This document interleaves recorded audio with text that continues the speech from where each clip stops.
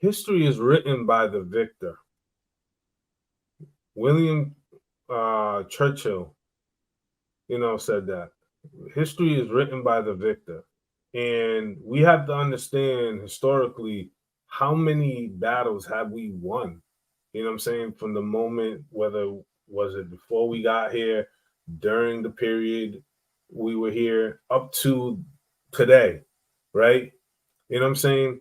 How many battles have we won? You know what I'm saying? What can we declare as victory, right? Because everything that has this is less about a gender war and really more about disinformation about history, disinformation about culture, religions, traditions, you know what I'm saying? What type of traditions? And those have always been fed through a certain type of medium, the printing press, radio, the television, right? Now we have social media.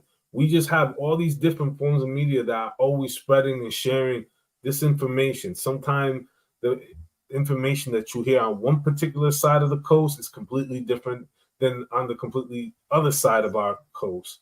You know what I'm saying? And that is always done in a particular type of way to kind of keep us in confusion, keep us arguing, keep us fighting, keep us rebuttaling. The thing that we have to kind of get back to is the basics. We have to get back to ground grassroots basics, right? Think about the power that we have in the form of dollar in terms of culture. If it doesn't happen here, it doesn't happen in New York, it doesn't happen anywhere else in the world. Travel anywhere outside the world, you will always see Black culture and Black influence imprinted on something anywhere you go, whether it's Right. clothing, fashion, whether it's, what I'm saying, attire, whether it's swag, the way someone talks, or certain vocabulary. You know what I'm saying? We have a huge imprint on the world, whether they like us or don't like us. But you have to understand that we have an effect and it travels. Music, food, etc. With that being said, what are the things that, what I'm saying, that the great masses need from us, right? You look at the medical field, right? That was one example that was brought up. You know what I'm saying? How they experimented on us and things of that nature. Do you know that a lot of women don't even understand that they can keep their placenta after childbirth? They take that away. And the reason why they take that away from Black women, particularly, and I've had conversations, dozens of conversations with Black women who are doctors, nurses, who work in these institutions, right? Is because they take that to use as part of stem cell research in order to find other treatments for dementia, for Alzheimer's, and stuff like that, primarily for aging white people who are in their mid to early 50s and 60s, right? And a lot of those things, you know what I'm saying, we don't understand the power that we have in a lot of different items. It's just that knowledge of self has been removed. That knowledge of community, understanding where, we don't have a community grill, right? That's a library, somebody who just understands history, medicine, culture, and all these things, right? They just pass down these things. We don't have that. So what is our grill now today? Social media. This is our grill. Like, let me just do it. Google it, right? And we find it. But in searching for that, there's a lot of other bullshit that's layered on top of it that just gets a lot of people lost. They don't even know where to start looking for this. They can't go to their grandparents because their grandparents might not be around anymore. They just didn't have that kind of family dynamic, right? So who do they really go to understand themselves, understand culture, understand the things that are supposed to help them become a better man or woman in this society, this ever-changing, growing society that is pushing these sort of agendas, whether it's LGBTQ, whether it's the war overseas, and all these different ideologies that are devoid from who we are, right? And I think that it's okay that we grow in different aspects in terms of our preferences and religions and stuff like that. But at the end of the day, there has to be a foundational identity, and that has been eroded.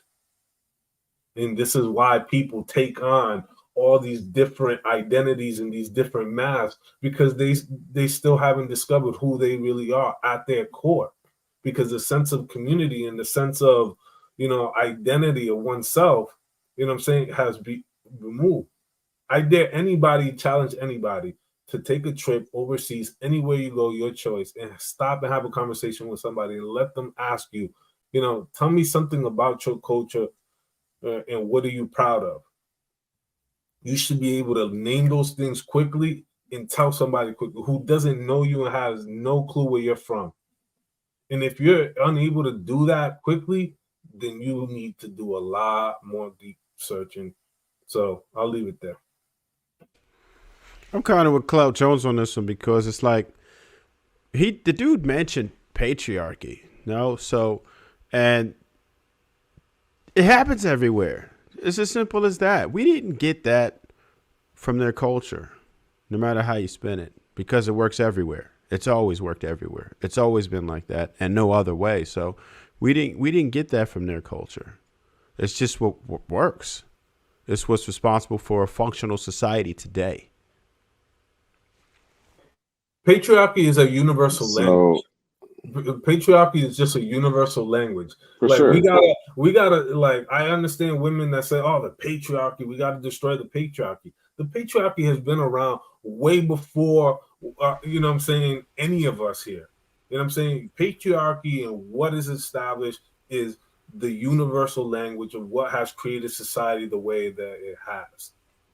You know what I'm saying? It's Patriarchy is what keeps you safe. beef. Patriarchy is what makes sure women could walk out in the street at night if they wanted to, drive a car, or do whatever. Without the patriarchy and this organization that we have, and we left men and women to their own devices, what do you think would happen? Women would be devoured immediately. And only women who would still be around and wouldn't wish are the ones who are with men, protect the men. If you did not have a man to protect you and you thought you were independent and everyone was left to their own devices, all those women would be ravished and then perish. Pretty much that's it. Yeah, I agree. I think at Mhm. the end of the day, we don't really have a gender war. We have an agenda war, is what we have. We have a misinformation war and a lot of misinformation, and a lot of that stuff has been passed down, and this is dead wrong. It's confusing the masses. It's confusing our people the most because that's who's being targeted is us. And our communities are the ones that are suffering the most out of all this misinformation, out of this programming, is what's hurting Black people in this country. It's hurting families, it's hurting men and women, it's hurting children. It's keeping us from growing, it's keeping us from evolving, it's keeping us from building as great of a life as we can in this nation because we're getting stuck on, you know, certain differences in history that at the end of the day doesn't change our circumstance now, but they do affect us. And we can't pretend like our past doesn't affect us today. We can't sit up here and pretend like, the way wealth has been divided up in this country, or maybe how wealth and land and holdings that's been stolen from some of our ancestors and our grandparents and great grandparents doesn't affect us today. We can't pretend that's not the situation. And also, we can't sit up here and pretend like, slavery and all that didn't have anything to do with it. We can't because it's all an effect. The even with feminism growing at its peak, at its highest point in the '60s and stuff, uh, uh, taking the Black women away from the civil rights movement and having their focus in on the feminist movement. And being a big part of what's dividing us, crack in the '80s being a part of what's dividing us, welfare and other issues this was dividing us, and social media and TV and LGBTQ and all that other stuff is dividing us now. So we can't keep our eye off the ball and say this doesn't mean shit, that don't mean shit. No, it all affects us. But at the end of the day, what's most important now for us to heal and move forward and get over that shit is to us really to come together and get out of the BS And the BS is all the shit that's being programmed to our kids now, our teenagers now, and all the shit that we're hearing on the music and everything now for the 20-something-year-olds and whatnot. That's what's messing us up. And that's what's putting us in a position to where we think we're going one step forward, but we're going 2 and 3 steps backwards.